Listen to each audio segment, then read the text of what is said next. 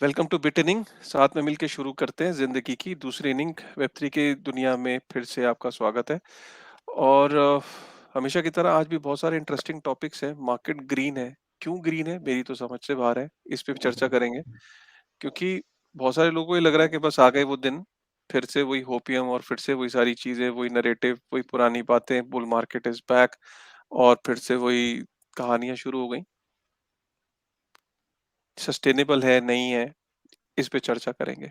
कुछ ऐसी बातें जो आपको दिखाई कुछ दे रहा है, हो कुछ रहा है, आपको अपना दिमाग लगाना है कि अच्छा यार, जो हो रहा है, जो दिख रहा है, इसके बीच में डिफरेंस क्या है, उस पर चर्चा करेंगे और भी बहुत सारी डिटेल में डिस्कशन करेंगे। बट आगे चलने से पहले थैंक यू वेरी मच।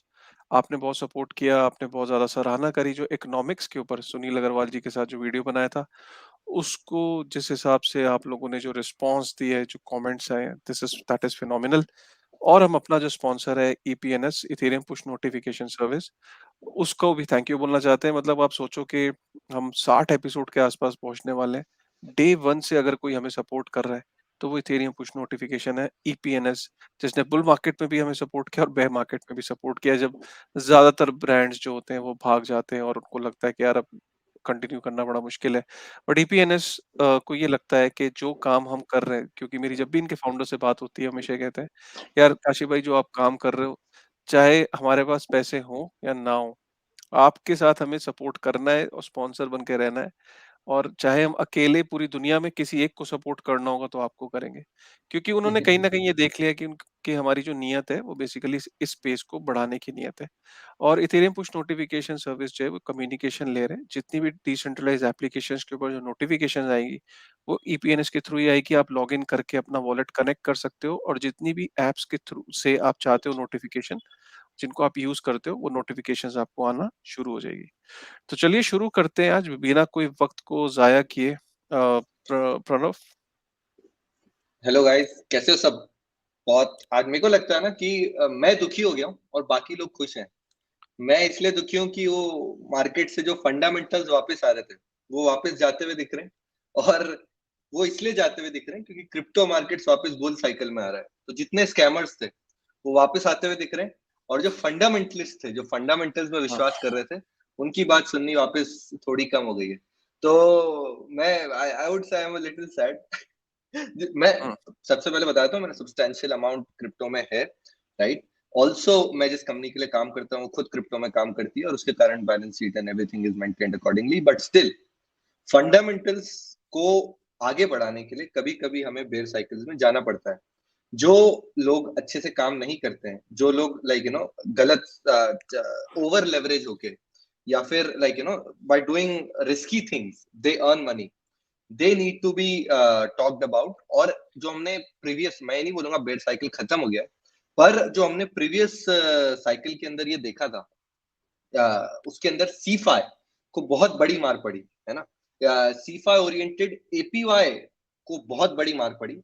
और सब लोगों को, एटलीस्ट जो क्रिप्टो को थोड़ा बहुत भी समझते हैं, उनको समझ आ गया कि 10% से ऊपर एपीवाई जो भी बनाता है, ये उसको बोलते हैं लिक्विडिटी फार्मिंग करता है, वो लॉन्ग टर्म नहीं है, सस्टेनेबल नहीं है, और बहुत हद तक एक स्कैम है। तो वो एक अच्छी बात है जो ड्रेन आउट हो गई है। बट वापस बुल मार्केट आने का आपको क्या रीजन लग रहा है काशिफ? पिछले अगर हम देखें 7 दिन से, तो Ethereum has gone from 1000 to 1500, which is a मतलब 50% increment in something like Ethereum, जिसकी मार्केट कैप करीब करीब $200 बिलियन की है। वो अगर 50% 30 दिन में इंक्रीज होता है, मैं छोटे मोटे टोकन की बात नहीं कर रहा, इतना बड़ा मार्केट कैप वाला अगर टोकन 50% 30 डेज में इंक्रीज हो रहा है, तो उसका क्या रीजन है? What's the reason which is making the market green? क्या कुछ इनको ऐसी चीज पता चल गई है जो अपने को नहीं पता थी? What's the reason? अपने को तो पता है ना, मैक्रो इकोनॉमिक प्रॉब्लम्स, और जो आपने डिस्कस किया था, what do you think is the reason for this? देखिए, इथेरियम बढ़ रहा है तो खुशी तो आपके चेहरे पे होनी चाहिए। आपके जो मुस्कुराहट है वो और बड़ी हो जानी चाहिए, और आपको पता होना चाहिए कि इथेरियम क्यों बढ़ रहा है। और मैं तो आशा करता हूँ कि और बढ़े, क्योंकि देखिए, आप देखिए हंस ही रहे हैं, अंदर से तो आप चाहते हैं ये बढ़ता रहे, बढ़ता रहे।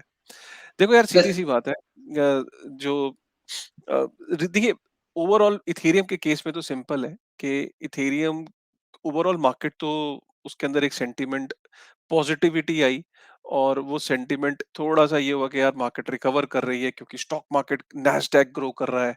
चलो यार अब वापस से नैस्डैक में उछाल आया, सेंसेक्स में उछाल आया, उधर से एस-एंड-पी 500 में जो उछाल आया, तो स्टॉक्स अच्छा कर रहे हैं। ट्रेडिशनल फाइनेंशियल मार्केट्स जो हैं वो अच्छा कर रही हैं। अच्छा क्यों कर रही हैं? उसके रीज़न में भी जाएँगे।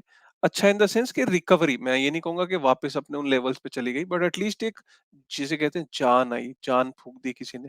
तो क्योंकि क्रिप्टो की मार्केट और स्टॉक मार्केट कोरिलेटेड है, तो ये दोनों मार्केट के अंदर आप वही सेम पैटर्न देख रहे हो, वो बढ़ रहा है तो ये बढ़ रहा है, वो कम हो जाएगा तो गिरने लगेगा तो ये गिरने लगेगा। लेकिन क्यों इथेरियम एक्सेप्शनली अच्छा कर रहा है?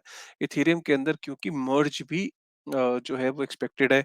सितंबर के अंदर जो है वो डेट ऑलरेडी डिफाइन हो चुकी है कि मर्ज कि सितंबर 2022 के आसपास we will be seeing that, और उसका जो लास्ट एक हर्डल था वो भी शायद इनका मर्ज का वो पूरा हो गया। जो इथेरियम के डेवलपर्स हैं वो अभी या तो पूरा होने वाला है।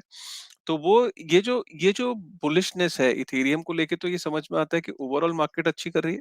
उसके अंदर से इथेरियम की जो मर्ज की जो एक्सपेक्टेशंस है वो, और इथेरियम का जो रोड मैप है आगे, जो इथेरियम के सराउंड जो नॉइज है जो सोशल मीडिया पे, और ऑब्वियसली इथेरियम लोगों को लग रहा था कि यार 4 साढ़े 4 हजार डॉलर के आसपास था, $1000 के आसपास, $1200 के आसपास अगर इथेरियम मिल रहा है तो it is going to be a great bet, क्योंकि आगे मर्ज इज एक्सपेक्टेड। बट फिर वही वाली बात है, मेरे लिए मर्ज की डेफिनेशन अलग है, आपके लिए डेफिनेशन अलग है। मेरे लिए वो एक सर्जरी के थ्रू जा रहा है, मतलब एक सर्जरी है, बट लोगों को लगता है कि नहीं, ये ऐसा है जैसे कि बहुत बड़ी अचीवमेंट है। यार एक गाड़ी थी मर्सिडीज बेंज, ठीक है? मर्सिडीज बेंज के इंजन में एक इशू आ रहा था, पेट्रोल इंजन था सपोज। अब मर्सिडीज बेंज के पेट्रोल इंजन की जगह सीएनजी का इंजन लगेगा।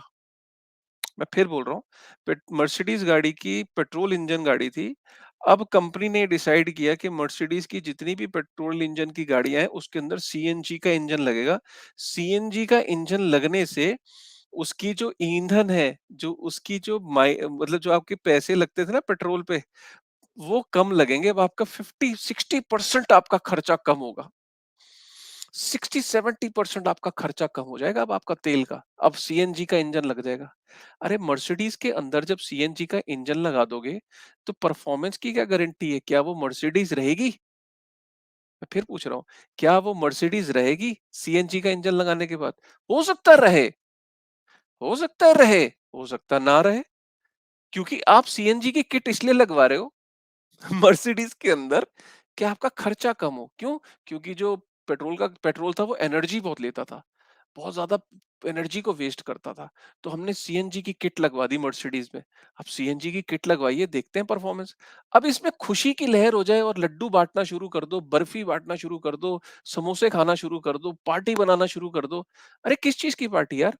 मर्सिडीज के अंदर पेट्रोल इंजन की जगह सीएनजी का इंजन लगा रहे हो। कुछ दिन तो रुको ना, कुछ दिन देखो कि क्या मर्सिडीज को चलाने का वही कंफर्ट आ रहा है, वही मजा आ रहा है कि नहीं आ रहा है। अगर वो मजा नहीं आ रहा है तो तुम सीएनजी अपनी मर्सिडीज को लेके क्या करोगे? बहुत ही एनालॉजी मैं आपको इसलिए समझा रहा हूं कि खुशी अपनी जगह है। खुशी ये होनी चाहिए कि हाँ, अ, अभी तक जो मर्सिडीज गाड़ी के का जो चेंज जो हम देख रहे हैं कि जैसे जैसे हम सीएनजी इंजन पे उसको लेके आ रहे हैं, अभी तक उसकी परफॉर्मेंस या उसका स्टार्ट टाइम या उसकी जो अभी तक की इनिशियल यार्डस्टिक्स ये बता रहे हैं कि मर्सिडीज की कोर वैल्यूज पे, जो उसकी कोर गाड़ी की परफॉर्मेंस है, उस पे कोई फर्क नहीं पड़ेगा। शुरुआती शुरुआती रुझान बता रहे हैं। जैसे एक इलेक्शन के अंदर शुरुआत में लगता है कि कोई पार्टी लीड कर रही होती, लेकिन हम शाम तक की वेट करते हैं कि फाइनल रिजल्ट क्या आएगा। तो इथेरियम के अंदर शुरुआती रुझान ये बता रहे हैं कि जो इथेरियम को सोचा था कि प्रूफ ऑफ स्टेक पे जाने के बाद वो सक्सेसफुल होगी, शुरुआती दौर अच्छा लग रहा है, लेकिन आपको एंड तक इंतजार करना चाहिए। अब ये मेरी कॉल हो सकती है। इस इस कॉल के दौरान इथेरियम की बहुत ज्यादा नॉइज आएगी। लोग खुशियां मनाएंगे, लोग ट्विटर पे बात करेंगे, लोग कहेंगे now Ethereum to the Mars, Ethereum to the Jupiter, क्योंकि मून पे तो बिटकॉइन का हक है। तो ये मार्स पे जाएगा, सन पे जाएगा, जुपिटर पे भेजेंगे लोग इसे। आप क्या करोगे? फोमो करोगे। और ये जो फोमो है ना, ये इसलिए किया जाता है कि आपको ये लगे अरे यार मेरे पास इथेरियम नहीं है। वही हो रहा है इस टाइम। इथेरियम क्यों कर रहा है सबको बीट? क्योंकि इथेरियम की नॉइज़ ज़्यादा है, इथेरियम की बात ज़्यादा हो रही है, तो ये मैं कहीं पे भी इथेरियम को क्रिटिसाइज़ नहीं कर रहा हूँ। वेब 3 की दुनिया का मतलब है आप लोगों को सही उस पे लेके आना। अब ओवरऑल मार्केट क्यों बढ़ रही है? प्रणव का जो दूसरा सवाल है, मैं वो भी एक्सप्लेन कर देता हूँ। देखिए हुआ क्या? हुआ ये कि जो 75 बेसिस पॉइंट्स जो है, वो फेड ने रेट हाइक किया, राइट?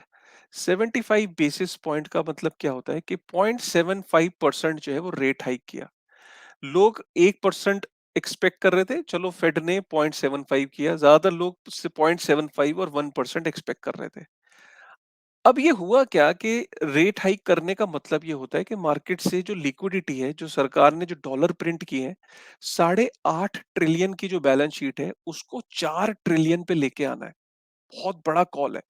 तो यूएस गवर्नमेंट ने ये सोचा था कि सोचो जनवरी के अंदर ऑलमोस्ट 0% रेट था, वो ढाई 2.25 से ढाई के आसपास आ गया।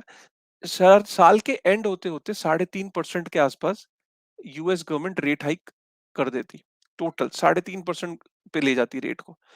अब हुआ क्या कि एक चीज हुई इस वक्त, जैसे 0.75% बढ़ाया, इधर से रिसेशन की खबर आ गई। एक्सेप्ट नहीं किया उन्होंने।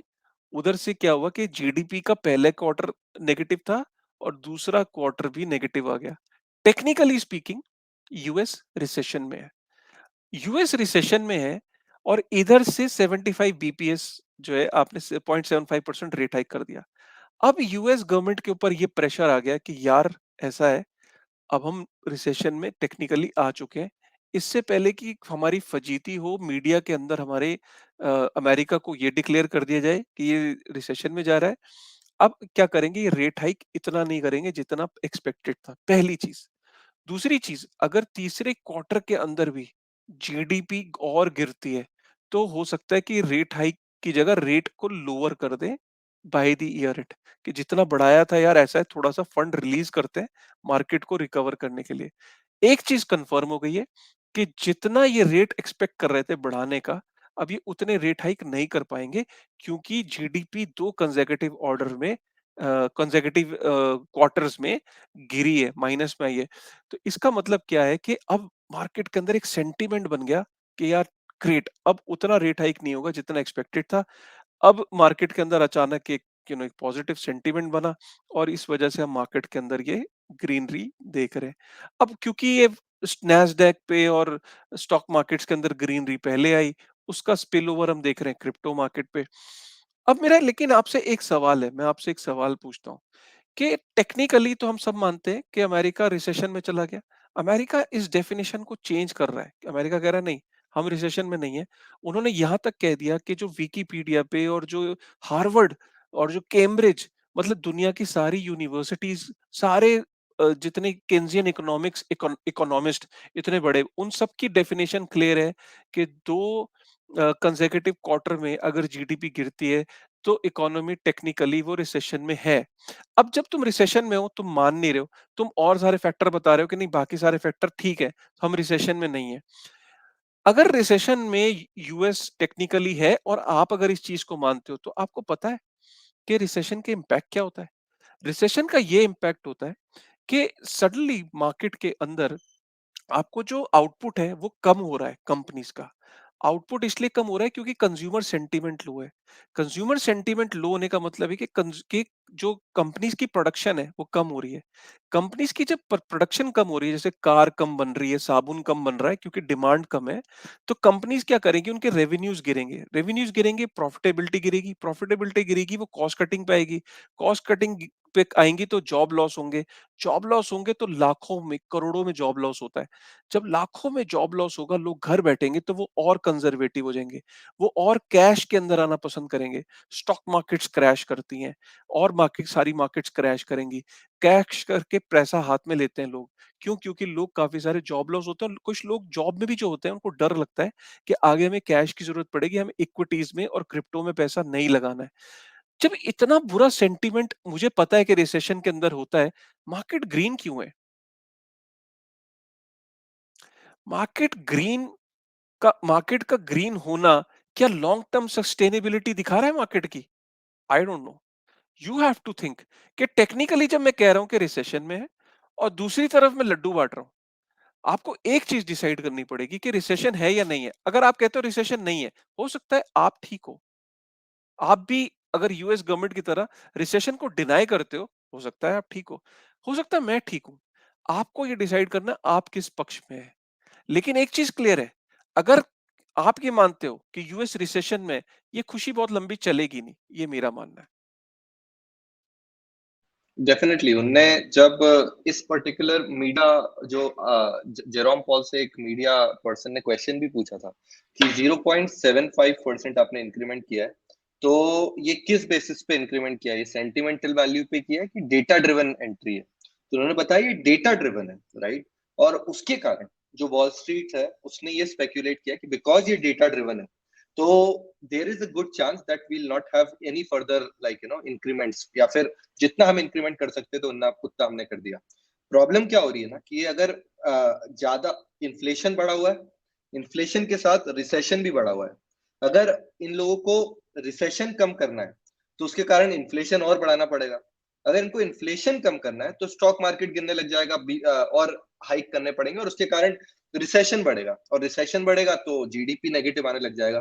तो अब ये कंक्लूसिव हमको ऐसा लगता है कि उन्होंने रिसेशन को डिनाई किया है, but they know there is a recession, and वो इसलिए भी डिनाई किया ताकि जो मार्केट्स है वो they remain stable, and they will think कि जो इन्फ्लेशन है जो उनको थोड़ा सा अनईजी लग रहा था, वो 7 से 8% is now acceptable in US as of today. जो पहले 0.1 0.5% 2% का जो इंक्रीमेंट इन्फ्लेशन का था वो एक्सेप्टेबल किया जाता था, वो अब 8% उनको ये जो बोलेंगे उसे विश जो है वो अपने कंठ में रख लेंगे। And despite that they will I think they will as of a short term, यानी Q3 Q4 of this year, ये लोग इतना ज्यादा फेड इतना ज्यादा इंक्रीमेंट नहीं करेगा इन द रेट्स। बिकॉज अगर इनने इंक्रीमेंट किया तो और जीडीपी नेगेटिव आएगा, और जीडीपी नेगेटिव आया तो और ज्यादा रिसेशन होगा, फिर उनको मानना पड़ेगा रिसेशन है, इन्फ्लेशन फिर भी कंट्रोल नहीं होगा, and the whole US will start having a lot of problems. So मेरे ख्याल से ये दैट इज द रीजन कि मार्केट ग्रीन है। ये मेन रीजन है कि मार्केट ग्रीन है कि because there is a good chance that Fed will not increase the the rates by further more. अब 0.75% पे एक फुल स्टॉप या ऑलमोस्ट एक सेमी कोलॉन लग जाएगा, और अच्छा खासा चांस है कि अब और इंक्रीमेंट नहीं होगा। इसके कारण नैस्डैक भी इंक्रीज हुआ, क्रिप्टो भी इंक्रीज हुआ उसके कारण। मैं ये दुनिया देखना चाहता हूं जब जब क्रिप्टो और नैस्डैक अलग अलग मार्केट हो और अलग अलग चले। क्रिप्टो अपने फंडामेंटल्स के हिसाब से चले, नैस्डैक अपने फंडामेंटल के हिसाब से चले। अगर दोनों एडजेसेंट चलेंगे तो crypto will always be below the Nasdaq and tech stocks. मेरा ये मानना है कि क्रिप्टो एक सुपीरियर टेक्नोलॉजी है, ठीक है? तो उस हिसाब से उसको चलना चाहिए, पर अभी नैस्डैक के हिसाब से चलता है बिकॉज इसके अंदर ही वॉल स्ट्रीट का ज्यादा पैसा लगा रहता है, and that's the reason why decoupling right now is not possible मेरे हिसाब से ऑन। वो पॉसिबल जो आप कह रहे हो बात प्रणव, उसमें सबसे पहले बिटकॉइन को अलग होना है। बिटकॉइन को जो कोरिलेशन है, बिटकॉइन को उस कोरिलेशन से बाहर निकलना है, हाईली उसको अनकोरिलेटेड होना है, उसे उसे स्टोर ऑफ वैल्यू की तरह पहले अपने आप को प्रोजेक्ट करना पड़ेगा। जैसे गोल्ड जो है वो ऑपोजिट मूव करता है अनसर्टेनिटीज के, बट वो उसमें बहुत समय लगेगा क्योंकि 11 ट्रिलियन मार्केट कैप है गोल्ड का। उसके आसपास जब कभी बिटकॉइन पहुंचेगा तब आप देखोगे कि बिटकॉइन की मूव्स जो है वो अलग हो गई हैं और as a store of value वो पोजीशन हो गया है। रही बात आपकी, जो बिटकॉइन के अलावा जितने क्रिप्टोज हैं, देखिए वो उनमें अल्टीमेटली वीसीज हैं और अल्टीमेटली उनके अंदर उन्हीं के पैसे लगे हुए हैं। Pantera Capital, Tiger Global, you know एक 16 AZ, ठीक है, और बहुत सारे A16Z, सॉरी, बहुत सारे ऐसे हैं जिनके पैसे वेब टू वालों के वेब थ्री में भी लगे हुए हैं। और अगर वेब टू की स्ट्रेटेजी वेब थ्री में भी अप्लाई होगी तो मुझे नहीं लगता कि बाकी क्रिप्टो में आप सुपीरियर टेक्नोलॉजी जरूर बोल सकते हो, सुपीरियर लोग नहीं है। लोग वही हैं, टेक्नोलॉजी सुपीरियर है, लोग तो वही है ना, जो वेब टू के अंदर थे वही वेब थ्री को ड्राइव कर रहे हैं। लेकिन थोड़ा बिटकॉइन की जब आप बात करते हो या इथेरियम की बात करते हो, इसमें नो डाउट कि ये एक ब्रेक थ्रू टेक्नोलॉजीज है। ये कल को हो सकता है कि ओवरऑल जो मार्केट के अंदर जो सेंटिमेंट है उससे अपने आप को ये डीकपल कर ले, और but I think it will take another 8 to 10 years। अच्छा, मैं आपको पता है एक तीसरा प्रोजेक्ट बता दूं क्या अपनी वेब3 की दुनिया को? एक मुझे जो लगता है जो कि एक बहुत सुपीरियर टेक्नोलॉजी और अभी से रियल वर्ल्ड प्रॉब्लम सॉल्व कर रही है। जैसे मैं नहीं मानता कि अभी NFTs real world problem solve कर रही है। बिटकॉइन सॉल्व कर रही है बिकॉज आप ग्लोबल पेमेंट्स कर सकते हो, इथेरियम सॉल्व कर रही है बिकॉज आप इंटरनेट बना सकते हो, थिंग लाइक दैट। और थर्ड एक है जो मुझे लगता है वो ही सॉल्व कर रहा है। और एक और बात वो वाले प्रोजेक्ट में ये है कि वो वीसी ड्रिवन नहीं है, यानी वीसीस का पैसा नहीं लगा हुआ है उसके अंदर। It is rather, I would से, वो एक ऐसा प्रोजेक्ट है जो इथेरियम फाउंडेशन ने एक छोटी सी ग्रांट देके चालू किया था, and it has become so big. ये बताना चाहिए क्या वेब3 की दुनिया वालों को? हाँ बताओ ना, क्यों, कौन सा है? मेरे ख्याल से again this is not for price but rather मैं टेक्नोलॉजी की बात कर रहा हूँ। वो है ईएनएस, इथेरियम नेमिंग सर्विस। हम्म। ये जो है, ये रियल वर्ल्ड जो प्रॉब्लम है जो डोमेन से एग्जिस्ट करती है कि आपका जो डोमेन रजिस्ट्रेशन है वो एक जगह पे स्टोर्ड है। अगर google.com को अगर मुझे हैक करना है और खुद का नाम डालना है google.com में, तो मैं रजिस्ट्री में जाऊंगा, चेंजेस करूंगा, and it is possible. But with the innovation of ENS there is a good chance that I'll never be able to hack the domain registration system, जो बहुत important है आज की दुनिया में। तो ENS is something which is very much required in this whole ecosystem, and in the future अगर आप Brave browser पे जाओगे तो वो ENS नेमिंग सर्विस देता है। यानी अगर मैं खुद का एक वेबसाइट होस्ट करना चाहता हूँ तो pranav.eth के नाम से वो पूरी वेबसाइट होस्ट कर सकता हूँ और उसको कोई डोमेन नेम नहीं चेंज कर पाएगा। वीसी का पैसा उसमें इतना नहीं लगा हुआ है, जो टोकन्स है वो कम्युनिटी चलाती है, और जो उसकी वोटिंग होती है वो भी कुछ हद तक डेमोक्रेटिक होने लग गई है। तो it's a project that you should look forward to. एक और वेबसाइट है ens.vision, ये भी मैं आपको बता देता हूँ। ये देखो यहाँ पे पता है, again this is new for all the Web3 की दुनिया व्यूअर्स। यहाँ पे एक क्लब चल रहा है 999 क्लब, 20K क्लब। इसमें क्या होता है, अगर आपके पास एक ईएनएस नेम है जो एक से लेके 999 है, जिसकी value 1.eth 2.eth 3.eth 999.eth, तो उसका फ्लोर प्राइस क्या चल रहा है वो ये बता रहा है, 44 चल रहा है उसका फ्लोर प्राइस। यानी अगर मैंने कोई ईएनएस नेम लिया है जिसकी जो 998 है डॉट ईथ, तो अगर उसको मुझे बेचना है सेकेंडरी मार्केट में ओपन सी पे तो 944 ईथ में बिकेगा। अल्फा बता रहा हूं मैं आपको, ये पता नहीं मेरे को ये कोई डिस्कस करता है क्या काश? तो ये सब आप देखिए, ये सब क्या बता दिया तुमने? ये सब क्लब्स चल रहे हैं। ये if you see here, Arabic name club, letter hmm. Dictionary club, surname club, amazon.eth 1 million या $1 बिलियन में बिका है थोड़े दिन पहले।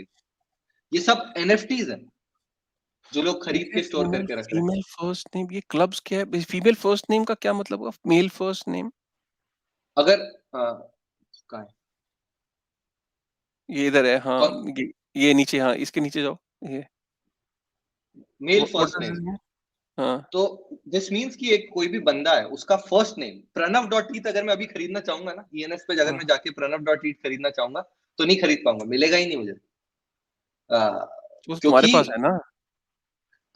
ठीक है काश, पर अगर कोई भी कोई भी नाम आप हाँ, डालो, तो मेरा मेरा नाम तो ऑलरेडी बुक कर चुका है कोई। कोई तीसरा नाम अगर आप डालो, कोई भी आप बोलो, नाम अगर कोई बोलो वेब3 की अनिल.eth, मिलेगा ही नहीं। अरे ये तो बहुत इजी है यार।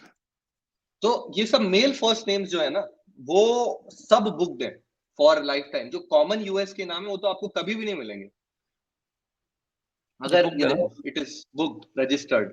तो मैं यही आपको बता रहा हूँ कि मेल फर्स्ट नेम्स जो है वो भी बहुत ज्यादा स्केर्स हो गए डिस्पाइट कितने हैं। और अगर थोड़ा सा और हम डीप में जाएं, for example 3 letter dictionary abc.eth 456 dot कोई भी परम्यूटेशन कॉम्बिनेशन, उसका फ्लोर प्राइस 3 ETH है अभी। शिट,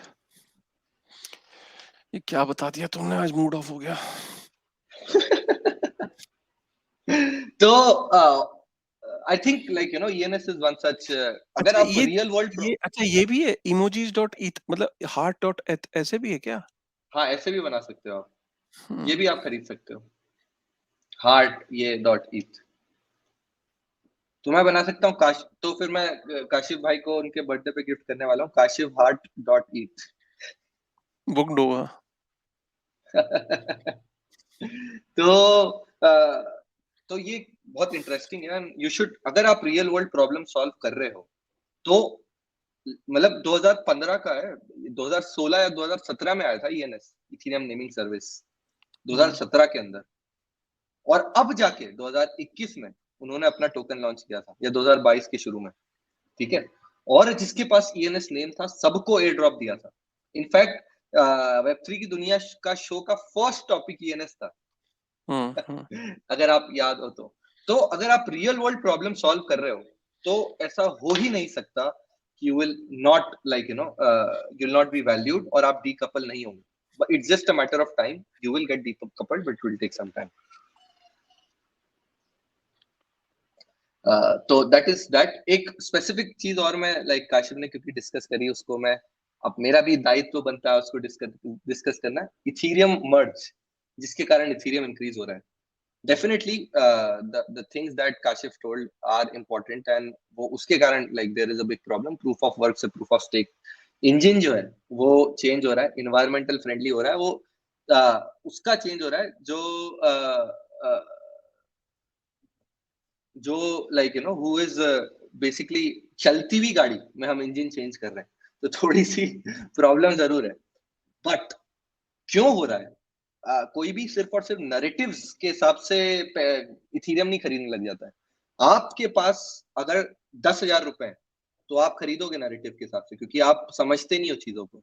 पर अगर आपके पास $10 बिलियन है ना, तो आप सप्लाई और डिमांड के बेसिक फंडामेंटल इकोनॉमिक्स को अप्लाई करोगे कोई भी चीज खरीदने में। Definitely there is a chance that ये मर्ज जो है वो अनसक्सेसफुल हो जाए। पर अगर सक्सेसफुल होता है, वो बेट लिए, ठीक है, लोगों ने प्रोबेबिलिटी के हिसाब से, तो इथीरियम का जो इन्फ्लेशनरी प्राइस है वो $7 बिलियन पर ईयर से कम हो जाएगा। यानी आज एक साल में जितना इथीरियम आना पड़ता है मार्केट में, 7%, $7 बिलियन से हर साल कम होगा। यानी आप ये मान लो कि कोई बायर है जो $7 बिलियन का हीथ हर साल खरीदेगा। 4% इन्फ्लेशन, इन्फ्लेशन से 0.4% इन्फ्लेशन होगा अब इथीरियम में, और इसीलिए लोग खरीद रहे हैं। मैं ये नहीं बोल रहा हूँ मर्ज कैसा जाएगा, मेरे हिसाब से तो सही जाएगा, गोरली मर्ज का डेट आ गया है। But still, what is the reason कि ऐसा हो रहा है, वो ये है कि जो डिफ्लेशन हो रहा है इथीरियम में, from 4% to 0.4%, that is one of the reason जिसके कारण नैरेटिव बनता दिख रहा है हमें इथीरियम का, क्योंकि बड़े पूंजीवादी लोग सप्लाई वर्सेस डिमांड के ऊपर ही कोई एसेट खरीदते हैं। और कुछ लोग हैं जिनको प्रूफ ऑफ स्टेक अच्छा नहीं लग रहा है बिल्कुल भी, like you know they have their own reservations on proof of stake. तो वो लोग क्या कर रहे हैं, अब एक और खुलासा है, वो लोग इथीरियम क्लासिक खरीद रहे हैं। अगर मैं देखूं टॉप 100 एसेट्स में, तो इथीरियम क्लासिक 57% बढ़ा है पिछले 7 दिन में। कोई डेवलपमेंट वगैरह नहीं हुआ उस पर, बट क्यों बढ़ा है, क्या रीजन है, वो ये है कि इथीरियम प्रूफ ऑफ वर्क से प्रूफ ऑफ स्टेक पे जा रहा है, और Ethereum classic proof of work पे ही बना रहने वाला है।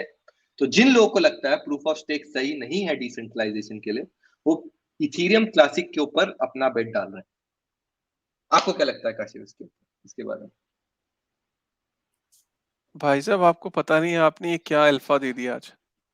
मतलब गाइस, बात को सुनो, मैं जो अगली बात कह रहा हूँ।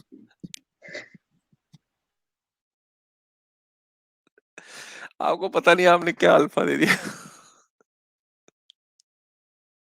कॉमन सेंस देखो, मतलब ये मैंने कहीं किसी उसमें नहीं पढ़ा।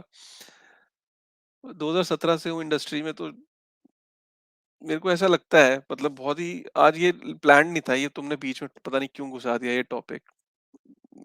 सिंपल सी बात है, इथेरियम पीओएस पे जा रहा है, ठीक है। दुनिया का दूसरा सबसे secure network proof of work में वो इथेरियम था। तो इथेरियम के अंदर भी जो हैश रेट जनरेट करने के लिए जो एनर्जी और जो हार्डवेयर यूज होता था वो बिलियंस में है, ठीक है। अब जब कभी आपने सोचा है कि इथेरियम का नेटवर्क जब पीओएस पे जाएगा तो जो मशीन्स है, जो हार्डवेयर है, उसका क्या होगा? ठीक है? जो माइनर्स के पास जो हार्डवेयर है। माइनर्स के पास जो हार्डवेयर है, वो प्रूफ ऑफ स्टेक में तो इस्तेमाल हो नहीं सकता और वो बाहर फेंक भी नहीं सकते, वो बिलियंस की इन्वेस्टमेंट है। इथेरियम क्लासिक जो है, वो फोर्क है इथेरियम का, ठीक है? अब इथेरियम का फोर्क है और इथेरियम क्लासिक भी प्रूफ ऑफ वर्क पे है। लेकिन इथेरियम क्लासिक के ऊपर जो हैश रेट है, वो बहुत कम है, बहुत कम है। इतना कम है कि मेरे घर के बाहर जो राजू खेल रहा है ना क्रिकेट, वो भी जाके 51% अटैक कर देता है उसपे। साल में 2-3 बार उसपे अटैक होता है। मतलब अगर आप उसकी अटैक की हिस्ट्री उठाओगे तो कोई कोई भी राह चलते उसको उठा के डंडा मार देता है इथेरियम क्लासिक को। मतलब मेरा मन करे ना, तो मैं आज रात को उस पे 51% अटैक आप कर, मतलब कोई भी जाके ऐरा गैरा नत्थु खेरा इथेरियम क्लासिक की रेड मार देता है जाके। अब गेम क्या होती है ये समझो, ब्लॉकचेन को चीजें सिक्योर कैसे होती है, ब्लॉकचेन सिक्योर कैसे होती है? ब्लॉकचेन हैश रेट से सिक्योर होती है। बिटकॉइन का नेटवर्क सिक्योर क्यों है? बिटकॉइन का नेटवर्क सिर्फ हैश रेट से सिक्योर है। जो हैश रेट है वो एक तरह की एक वॉल होती है जो उस नेटवर्क के चारों तरफ बनाई जाती है, ताकि कोई भी भाला, कोई भी घोड़ा, कोई भी हाथी, कोई भी चिंगारी, कोई भी आग, कोई भी पत्थर, कोई भी मिसाइल, कोई भी रॉकेट का मिसाइल, कोई भी हाथ का बम, कोई भी कुछ भी उस पे काम नहीं करती। ये हैश रेट ही होती है जो नेटवर्क को सिक्योर करती है। जितनी ज्यादा हैश रेट, उतना सिक्योर नेटवर्क। बिटकॉइन के हैश रेट का मतलब यह है कि आज अगर किसी को बिटकॉइन पे अटैक करना है, तो टोटल हैश रेट का 51% उसके पास होना चाहिए, तभी वो अटैक कर पाएगा। क्लियर हो गया? अब दूसरा सबसे पावरफुल नेटवर्क इथेरियम था। इथेरियम प्रूफ ऑफ स्टेक पे जा रहा है, मशीनें रिडंडेंट तो नहीं होंगी। जो माइनर है वो इथेरियम क्लासिक पे अपनी मशीनों को लगाएगा। जैसे ही इथेरियम के ऊपर अपनी मशीनों को लगाएगा, इथेरियम क्लासिक की जो सिक्योरिटी है वो बढ़ेगी, उसके ऊपर हैश रेट ज्यादा जनरेट होगी। इथेरियम क्लासिक का जो नेटवर्क है वो उसको और सिक्योर किया जाएगा, उसके ऊपर 51% अटैक होने की जो प्रोबेबिलिटी है वो कम दिखेगी। और जो लोग प्रूफ ऑफ स्टेक पे जाने से खुश नहीं है, इथेरियम के, इथेरियम कम्युनिटी के अंदर भी कुछ लोग हैं जो खुश नहीं है प्रूफ ऑफ स्टेक पे ले जाने के लिए, प्लस जो लोग बाहर बैठे हैं, वो इथेरियम क्लासिक को और बड़ा कर सकते हैं। ऐसा लग रहा है मार्केट में लोगों को। ये मेरी एनालिसिस है और इसी एनालिसिस और थ्योरी के कारण आप इथेरियम क्लासिक के अंदर एक ये पंप और उछाल होता हुआ देख रहे हो। क्या इथेरियम क्लासिक को के अंदर आपको इन्वेस्ट करना चाहिए? बिल्कुल नहीं। At this point of time Ethereum classic के ऊपर ये होता है या नहीं होता, किसी को नहीं पता।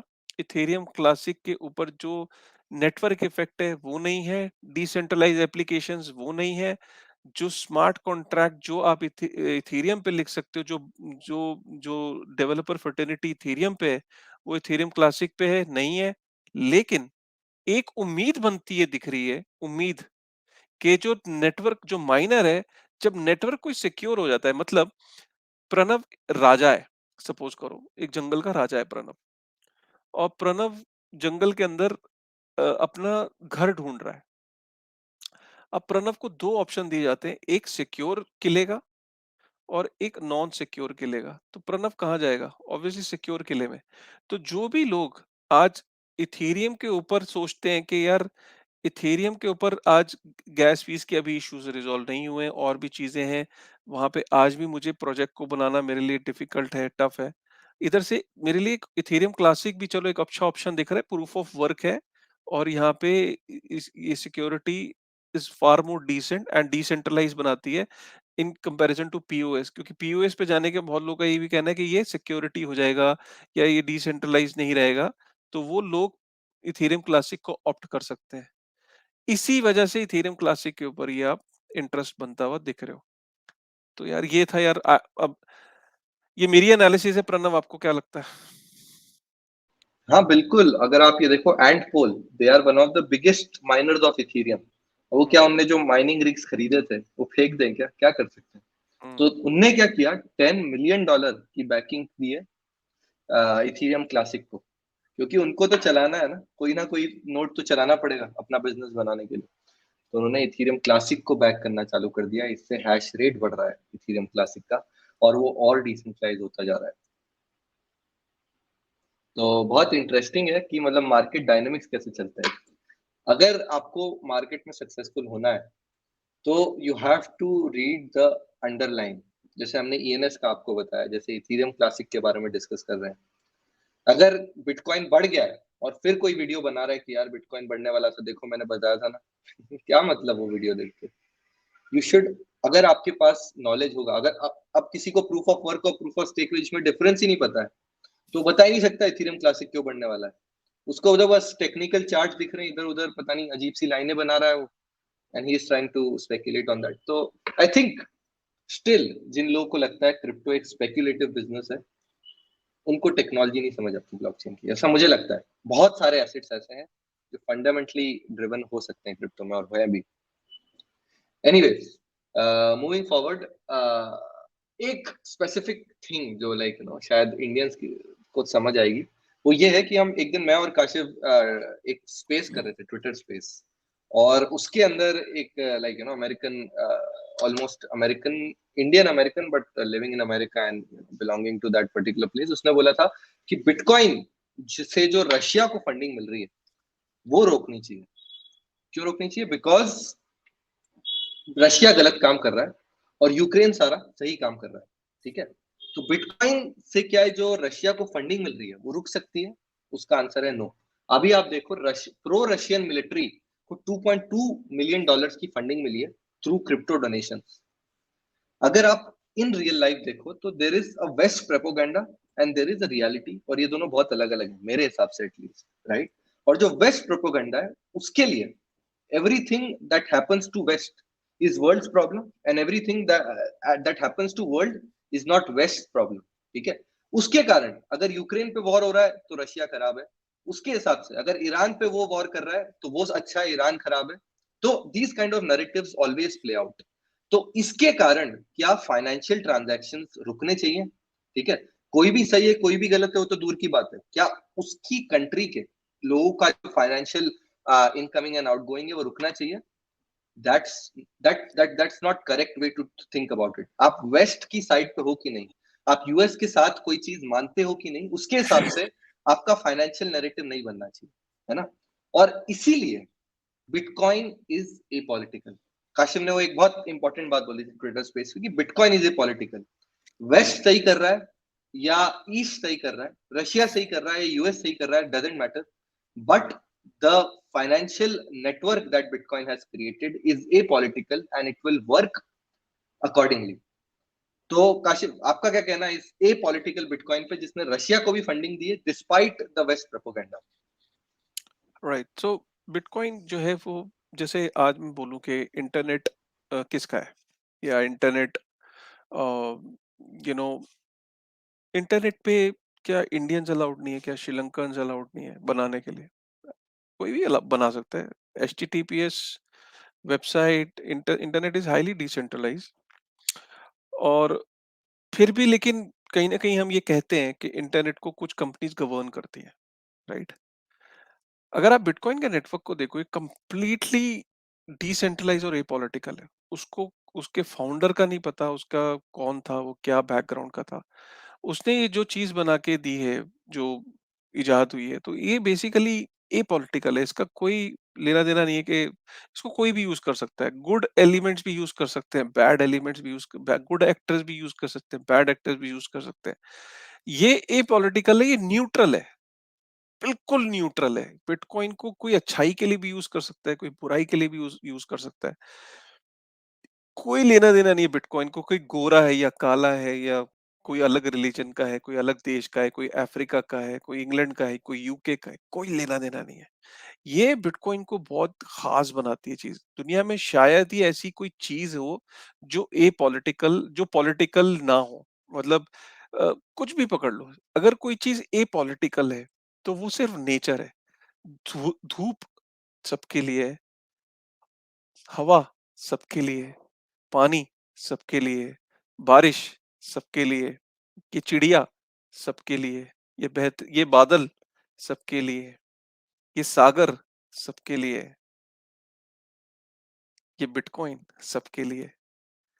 आपने कई बार देखा होगा कि मैं बिटकॉइन की तुलना नेचर से बहुत करता हूँ। आपने मेरे कई पास्ट में भी अगर वीडियोस देखे हो, मैं नेचर से बिटकॉइन को जबरदस्ती कनेक्ट नहीं करता। आप मुझे बता दीजिए, क्या कोई ऐसी चीज जो पॉलिटिकल ना हो दुनिया में? अगर कोई चीज पॉलिटिकल नहीं है, वो सृष्टि की बनाई हुई जो चीजें हैं, यू नो, उसकी बनाई हुई जो चीजें हैं, सिर्फ वही तो पॉलिटिकल नहीं है। और एक ये बिटकॉइन, गहराई में जाइए, ये मेरी बातों को आप ऊपर से नहीं समझ पाएंगे। अगर आप डेप्थ में जाएंगे तो आप समझेंगे कि मैं किन बातों को कहना चाह रहा हूँ। प्रणब प्रणब को लग रहा है कि समझ में आई है कुछ बातें। बहुत बहुत इंटरेस्टिंग है ये थॉट, और आपको इसके ऊपर एक पूरा ब्लॉग बनाना चाहिए कि अरे मुझे एपॉलिटिकलिटी मुझे मतलब मुझे इनफैक्ट मुझे बिटकॉइन और नेचर पे बनाना चाहिए। मुझे ऐसा लगता है कि अभी तक ये नेचर की थ्योरी कोई नहीं दे पाया है। मुझे नैरेटिव। बिटकॉइन बिटकॉइन का जो नैरेटिव में जो सबसे क्लोज नैरेटिव है वो एक बिटकॉइन मैक्सिमलिस्ट है, गीगी करके जो है, उसका एनोनिमस नाम भी है। इनफैक्ट उसका कभी आज तक जानता नहीं कि कौन है, who is the guy. He writes some really good articles and he actually said that bitcoin is a creature, living organism. वो सबसे क्लोज रहा है नेचर के, कि बिटकॉइन को उसने लिविंग ऑर्गेनिज्म बोला है।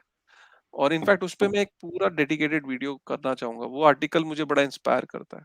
Bitcoin is a clock. तो ये जो हमारी डिजिटल और एनालॉग क्लॉक्स हैं, इससे भी अगर कोई परफेक्ट कोई क्लॉक है, तो वो बिटकॉइन की क्लॉक है, जो टाइम स्टैम्प है। टाइम स्टैम्पिंग कैसे चलती है और टाइम स्टैम्प एक्चुअली में एक क्लॉक है, वो उसने आर्टिकल लिखा है। बट जो ये बिटकॉइन नेचर है, बिटकॉइन सूरज, बहती हुई हवा, पानी और बिटकॉइन, तो ये मुझे लगता है ये आर्टिकल शायद मैं ही मुझे ही लगता है मैं ही लिखूंगा। तुम उसको वो देख लेना, चेक कर लेना। इंग्लिश में, इंग्लिश थोड़ी वीक है रिटर्न। बिल्कुल, बिल्कुल। बहुत बहुत इंटरेस्टिंग हुआ वो, क्योंकि आपने जब बोला ना कि पानी सबके लिए है, अगर कोई अफ़गानिस्तान में है, तो पानी उसके लिए भी है। पर क्या वो अफ़गानिस्तान का पासपोर्ट लेके अमेरिका जा सकता है? बहुत कम चांस है। क्यों नहीं है यार उसके लिए? अगर अमेरिकन अफ़गानिस्तान आ सकता है, अगर अमेरिकन इंडिया आ सकता है, तो इंडिया वालों को क्यों लाइन में लगना पड़ता है H1B के लिए?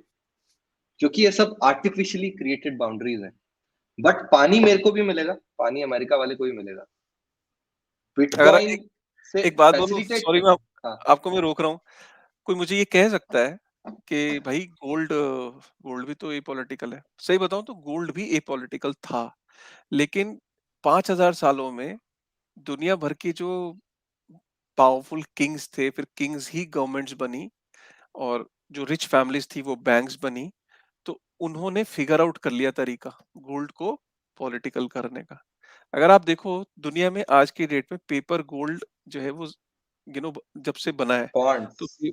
पॉन्ड्स पेपर गोल्ड, तो ये गोल्ड भी अब पॉलिटिकल हो चुका है, क्योंकि दुनिया का जो सबसे ज्यादा गोल्ड है, 8400 टन गोल्ड यूएस के पास है, और बाकी 3 देशों के पास 84, 17,000 टन सिर्फ। ये देख लो, 4 देशों के पास है 17,000 टन गोल्ड। 17,000 टन गोल्ड 4 देशों के पास है, 4 देशों के बैंक में है। आप इससे अंदाजा लगाओ कि गोल्ड फिर क्या पॉलिटिकल रहेगा, ए पॉलिटिकल रहेगा, क्योंकि गोल्ड 75-80% 4 देशों के पास है। तो बिटकॉइन 4 देशों के पास है। अब आप बोलोगे कि सर कल को इनको अगर समझ में आ गया तो ये तो एक्सचेंजेस पे जाके बाय कर लेंगे। हाँ, जब ये बाइंग ऑर्डर लगाएंगे तो खुद ही के माल को $1 मिलियन पे एक बिटकॉइन खरीद रहे होंगे। कितना पैसा लाएंगे? क्योंकि जब मार्केट पे बाइंग का प्रेशर जाएगा, जब माइकल सेलर और इलॉन मस्क के अनाउंसमेंट पे 20,000 से $50,000 चला जाता है बिटकॉइन, कल को America, France, Russia, Germany, England bitcoin को बाय करने के लिए एक्सचेंजेस पे जाएंगे, तो बिटकॉइन के प्राइस को क्या होगा? तो ये इतना खरीद ही नहीं पाएंगे। Are you getting me? क्यों? क्योंकि टोटल बिटकॉइन सप्लाई का सिर्फ 12% ही है एक्सचेंजेस पे, और 30% तो खो चुका है गलत तरीकों से सेंड सुंड करके। तो बचा कितना है? और जितना बचा है उसमें से भी सोचो 91% माइन हो चुका है, 27% के आसपास उड़ गया है। अब जो रिमेनिंग है उसमें से भी 12% सप्लाई में है एक्सचेंजेस पे। उस 12% को बाई करने के लिए 6 देश जाएंगे, क्या होगा? तो गोल्ड गोल्ड को पॉलिटिकल बनाना आसान था, सालों में बना लिया। बिटकॉइन को बनाना इट्स वेरी डिफिकल्ट। मुश्किल है। बिटकॉइन ईटीएफ आने से, जो अभी बिटकॉइन यूएस में ईटीएफ नहीं आया, बिटकॉइन के ईटीएफ आने से थोड़ा सा पॉलिटिकल बनेगा वो। हाँ हाँ, यही तो कोशिश है। ये बहुत अच्छा, तुमने बहुत फैंटास्टिक पॉइंट आज तुमने मतलब मेरे पास होता तो मैं तो कैडबरी की चॉकलेट देता तुम्हें। तुमने बहुत अच्छा पॉइंट किया। देखिए, किसी भी चीज को पॉलिटिकल करने के लिए आपको उसका पेपर डेरिवेटिव बना दो। गोल्ड का हम्म। आपने पेपर डेरिवेटिव फियाट निकाला, तो और गोल्ड का भी अब ईटीएफ्स हैं, पेपर गोल्ड है, तो किसी भी चीज की सप्लाई बढ़ा दो। तो गोल्ड ईटीएफ, तो बिटकॉइन के ईटीएफ मार्केट में पेपर ईटीएफ वो होंगे जिनकी बैकिंग कुछ नहीं होगी, सिर्फ वो फ्यूचर, जैसे आज फ्यूचर्स कॉन्ट्रैक्ट है, उसमें रियल बिटकॉइन सेटल नहीं होता। जो आपका फ्यूचर्स एक्सचेंजेस हैं जहां, तो रियल बिटकॉइन सेटल नहीं होता। तो रियल बिटकॉइन होता है, रियल जो बिटकॉइन का ईटीएफ होता है उसमें लिटरल सप्लाई सेटल होती है। तो अब ये पेपर फॉर्म के जो गोल्ड जितने भी डेरिवेटिव्स आएंगे, ये कहीं ना कहीं प्रॉब्लम्स क्रिएट करेंगे और ये इसको पॉलिटिकल बनाने की कोशिश करेंगे। लेकिन बिटकॉइन की खासियत ये है कि जनरली ये एक्सचेंजेस से ज्यादा लोगों के हार्डवेयर वॉलेट में बसता है, तो लोगों की पर्सनल होल्डिंग में है बिटकॉइन। लेकिन जो नई हम्म। जनता आगे फ्यूचर में आएगी, वो पेपर पेपर बिटकॉइन में डील करेगी, और फिर वही होगा, जो पेपर बिटकॉइंस में डील करेंगे और जिस दिन क्रैश आया उस दिन वो नुकसान में रह सकते हैं। बट मेन बात यही है कि यूएस कोशिश करेगा कि इसको भी पॉलिटिकल बना के अपनी साइड ले लें, तो बिटकॉइन ईटीएफ किसी ना किसी दिन अप्रूव कर ही देंगे, मुझे ऐसा लगता है। वो तो तभी तो वो बिटकॉइन की कहीं ना कहीं तुमने देखा होगा उनकी टोन सॉफ्ट हो गई है। वो उसको कहने लगे ही हैं कि कमोडिटी है, कमोडिटी है। वो आज नहीं तो कल उसको एज अ कमोडिटी रेगुलेट भी कर देंगे। और जैसे ही उन्होंने करेक्ट। करा, पूरी दुनिया उसे कमोडिटी की तरह रेगुलेट कर देगी, और जैसे ही रेगुलेट करेगी तो फिर बिटकॉइन की असली जो डिमांड बढ़ेगी लोगों के बीच में। ये आप देख सकते हो, ऑलरेडी हमने जो बात की ना उसका हमारे पास प्रूफ भी रहता है। आईएमएफ ने बोला है कि कुछ क्रिप्टोज है, नाम नहीं लिया, पर कुछ हम्म, क्रिप्टो करेंसीज है जो डेबिट कार्ड और क्रेडिट कार्ड से ज्यादा एफिशिएंट है फॉर क्रॉस बॉर्डर ट्रांजैक्शन। ये हम्म, कौन बोल रहा है? मैं और आप नहीं बोल रहे हैं, वर्ल्ड आईएमएफ ने बोला है ये। तो हाँ, ये जो पैराडाइम शिफ्ट है, from a scam, from a Gen Z industry, from a place where only like drugs are traded, to better than the current financial system, ये बहुत इंटरेस्टिंग है। और हम आप साथ में जी रहे हैं इस मोमेंट को, तो ये बहुत अच्छा है। बट एनीवेज, ये बहुत इंटरेस्टिंग आर्टिकल है। आईएमएफ का खुद का जो ये स्टेटमेंट था, ये बहुत इंटरेस्टिंग और अजीब सा था कई मायनों में। जो खुद डेबिट और क्रेडिट में चलते हैं वो क्रिप्टो को बेटर बता रहे हाँ, मैं एक चीज शेयर करना चाहता हूँ यहाँ पे। एक मेरे पास भी जैसे बाई चांस चीज मिल गई मुझे, तो आप ये देख पा रहे होगे। हेलो, हैं। हाँ हाँ। आप ये देख रहे हो जैसे बिटकॉइन नेटवर्क वैल्यू ट्रांसफर्ड इन यूएसडी। आप देखो 2012 में इट वाज 0.01 ट्रिलियन। धीरे धीरे धीरे सोचो, 12 13 14 15 16, और 15 तक तो कुछ भी नहीं था। 16 में 0.46 ट्रिलियन हुआ, 17 में 2.76 ट्रिलियन, 21 में 13 ट्रिलियन, और 2022 अभी पूरा नहीं हुआ है, 18 ट्रिलियन। आप आपको मैं एक्सप्लेन करता हूँ ये है क्या। बेसिकली बिटकॉइन के नेटवर्क पे टोटल कितना बिटकॉइन, मतलब जो वैल्यू है, मॉनेटरी वैल्यू ट्रांसफर हो चुकी है। तो मॉनेटरी वैल्यू को ट्रांसफर करने के लिए आपको बिटकॉइन को ही सेंड करना पड़ता है नेटवर्क पे, अगर आपको किसी को भेजना है या कहीं ट्रांसफर करना है। तो 18 trillion US dollar worth of Bitcoin has been transferred on the Bitcoin network. ये उसको खास बनाता है। कितनी कॉफी खरीदी गई, कितनी च्युइंगम, बबलगम, टॉफी, चाय के कप। बिटकॉइन अभी उस, आप अगर बिटकॉइन को उस पर्सपेक्टिव से समझ रहे हो तो आपकी आपकी समझ अ, अभी नहीं है बिटकॉइन को लेके, क्योंकि वो भी होगा, उसके लिए लाइटनिंग नेटवर्क जैसी चीजें बन रही हैं बिटकॉइन के ऊपर।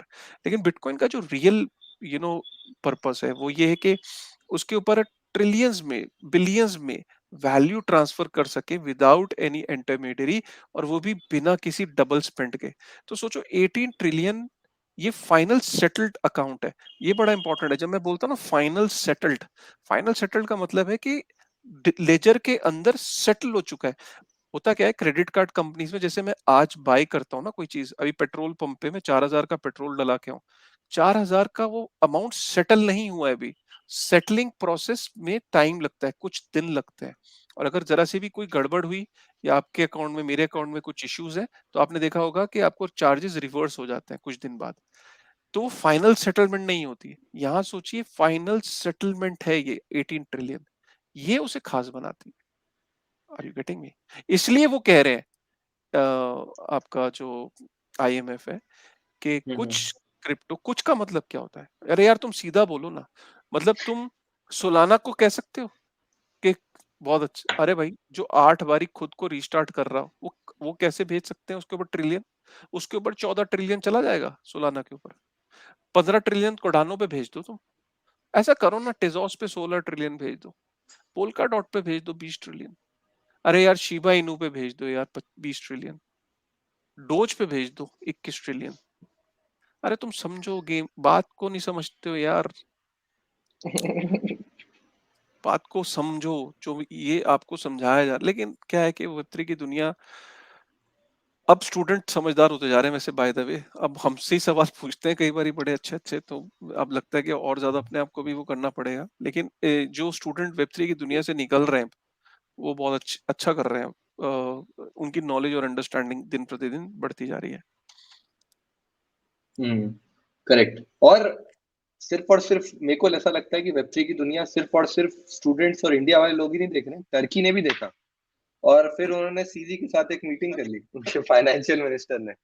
तो basically the finance minister of Turkey had a meeting with CZ, who is the founder of Binance of course, to discuss blockchain and crypto ecosystem. तो ये मतलब बहुत सारी कंट्रीज का रुख सॉफ्ट होता जा रहा है, अडॉप्शन बढ़ता जा रहा है।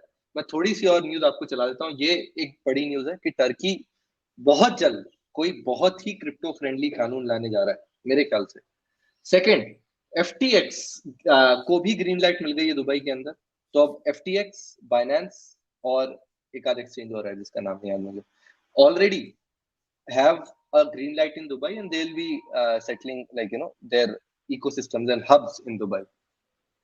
ठीक है। चौथी चीज, जो फंडिंग है, despite all the macro problems, वो कम नहीं हो रही है क्रिप्टो मार्केट में। $500 million early stage startups raise कर रहे हैं वीसीज, ताकि वो क्रिप्टो में डाल सकें for fundamentals and Web3 growth. और अभी एक चेन है, एक तो चेन फंडिंग मिलती रहती है, बट एप्टोस चेन, जो अगर आप जानते हो, फेसबुक ने मेटा नाम से एक चेन निकाली थी और उसका एक लैंग्वेज भी निकाली थी और पूरा ब्लॉकचेन बनाने की कोशिश की थी। उसकी जो पूरी टीम है, उसने क्विट करके एप्टोस लैब्स खोला है और उसको A16Z ने बैक किया है $150 मिलियन के साथ, डिस्पाइट द बेयर मार्केट। तो ये हमको बताता है कि बेयर हो या बुल हो, बिटकॉइन की वैल्यू $10,000 हो या $60,000 हो, the people who are in it want to work for it for the greater good, lot of people, and that will keep on increasing. एक हम्म। एक एक लास्ट कमेंट हम दे देते हैं, थोड़ा सा टेक्निकल भी अपने को बात कर ली चाहिए ना फिलोसफी के अलावा। तो ये स्पेसिफिक एक बहुत अच्छा नरेशन है। हमने पिछले वेब3 की दुनिया के मंडे के शो में एक बात डिस्कस की थी about GK EVM. GK EVM war हो रहा है L2s के अंदर।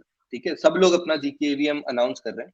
तो जीके ईवीएम और जीके इक्विवेलेंस, इसमें क्या डिफरेंस है, ये कोई भी प्रोजेक्ट आपको बताना नहीं चाह रहा है, but I would want you guys to know कि जीके ईवीएम और जीके इक्विवेलेंस में क्या डिफरेंस है। जीके ईवीएम मतलब आपने अपना जो कोड है, जो इथीरियम में चल रहा है, बिना कोई चेंज करे, जो सॉलिडिटी का कोड है, बिना कुछ चेंज करे, इवन चेंजिंग वन कॉमा, आपने वो इंप्लीमेंट कर दिया अपने L2 के अंदर।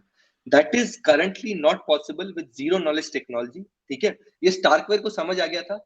इसीलिए आपको आपका सॉलिडिटी का कोड जो है, वो कन्वर्ट करना पड़ता है कायरो लैंग्वेज में, और Cairo language zero knowledge proofs produce करता है, जो कि स्टार्कनेट करता है। सेकेंड, जीके सिंक, ये भी पूरी तरह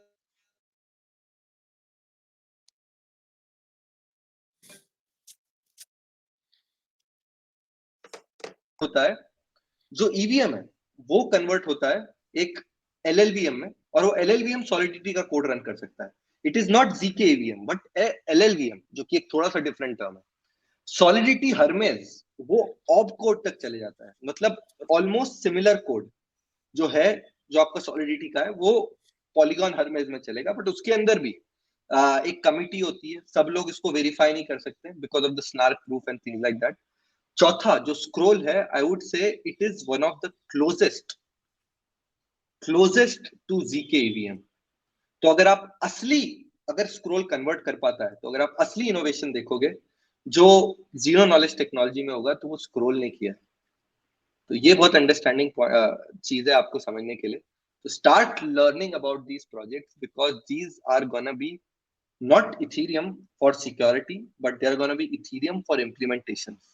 सारे के सारे डैप्स इथीरियम से हटके ये सब लेयर्स पे जाएंगे, and they will make Ethereum even more, like, robust and usable for the third world. तो इसको जरूर पढ़िएगा आप. ZK EVM और ZK इक्विवेलेंस में क्या डिफरेंस है. सब इक्विवेलेंट है, पर कोई भी ZK EVM नहीं है, कोई भी EVM कंपैटिबल नहीं है, सब EVM इक्विवेलेंट है अभी तक.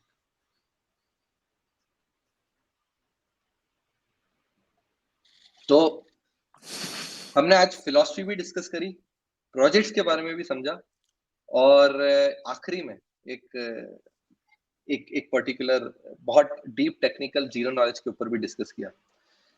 क्या लगता है आपको काशिफ भाई?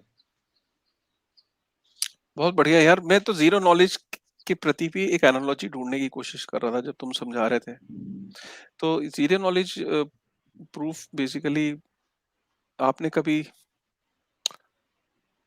मैथ्स की ट्यूशन पढ़ी है आपने? तो मैथ्स की ट्यूशन में जनरली जो जो ट्यूटर होता था, तो आप उसकी जो उस ट्यूशन की जो क्लास में जब आप मैथ्स का सम दिखाते थे, तो आप बेसिकली मैथ्स के अंदर उसका सिर्फ अपने जो टीचर को जाके आंसर दिखाते थे कि सर मैंने सॉल्व कर लिया, पूरी कैलकुलेशन नहीं दिखाते थे. तो मैथ्स का टीचर बोलता था कि आपका आपका आंसर देख के बोलता था हाँ ठीक है, वो आपका पूरा सोल्यूशन नहीं देखता था. तो आपने यहाँ पे जो बेसिकली जीरो नॉलेज प्रूफ वही है कि आप पूरा सोल्यूशन नहीं दिखा रहे हो, आप सिर्फ आंसर दिखा रहे हो, और वो जो मैथ्स का टीचर है वो आंसर देख के कह रहा है हाँ ठीक है. So I was just trying to figure out the analogy. बहुत इंटरेस्टिंग है, इसको और डिस्कस करेंगे. बट कैसा लगा आपको ये शो? मेरे को लगता है बहुत इंटरेस्टिंग शो था आज का, और जिसने देखा होगा उसको बहुत कुछ सीखने को मिला होगा. हर शो से मिलता है, इस शो से आई गेस ज्यादा मिला होगा. इस शो से फिलॉसफी मिली होगी, और क्या हमसे क्या लेके जाओगे यार. और तुम इथेरियम क्लासिक क्या है यार. चलो रखता हूँ यार. यार वीडियो को लाइक कर देना. आप सोचते होगे कि हम इतना हंसते क्यों हैं यार, हम एंजॉय करते हैं. यही हमारा जो इतना लंबा ये समय निकल गया वेब3 की दुनिया का, 1000 एपिसोड का वादा है. 1000 एपिसोड के बाद नहीं पता हम करेंगे नहीं करेंगे, ये भी मैं क्लियर बता दूं. ठीक है, मतलब कितना काम करेंगे यार. 1000 एपिसोड बहुत होता है यार. 1000 एपिसोड तक तो करेंगे, उसके बाद आप अपना देख लेना, कुछ और ढूंढ लेना आप लोग. एक तो आप Web3 को इंटरनेट बना के छोड़ेंगे, याद रखना. उसके पहले नहीं छोड़ेंगे. चलिए गाइस, थैंक यू. लाइक करेगा, कमेंट करेगा, और ट्विटर पे जरूर आप लोग, जो जो लोग भी ट्विटर पे डालते हैं ना, उनके लिए थैंक यू वेरी मच यार. कई लोग ट्विटर पे इसका स्क्रीनशॉट डालते हैं, बहुत अच्छा लगता है. वहाँ कमेंट करते हैं, बहुत अच्छा लगता है. यहाँ पे भी कमेंट करिए. यहाँ कमेंट करते हैं तो यूट्यूब का एल्गोरिथम वीडियो को और ऊपर कर देता है. लाइक, और अगर आप बेल आइकन को जरूर प्रेस कर लीजिएगा. कई बार बीच में और भी एक्स्ट्रा वीडियोस आते हैं, कुछ और चीजें आती है, तो आपको एकदम अपडेट जो है वो मिल जाएगा. जैसे रात को इस बार 12 बजे आपको वीडियो बना के दिया था कि जब जो 75 बीपीएस जब बढ़ाया था यूएस के अंदर फेड ने, तो उसका क्या इम्पैक्ट होगा. तो 11 साढ़े 11 बजे मीटिंग थी और 12 बजे वीडियो वाज देयर. तो बेल आइकन को प्रेस कर लीजिए ताकि आपको एकदम से नोटिफिकेशन मिल जाए. और जो 25 विनर है वो लिस्ट फाइनल हो गई है. कल या परसों में ट्विटर पे वो अनाउंसमेंट हो जाएगी, और हम यहाँ पे भी वो लिस्ट को फ्लैश कर देंगे एक बार. So with this thought, thank you very much यार. Thank you.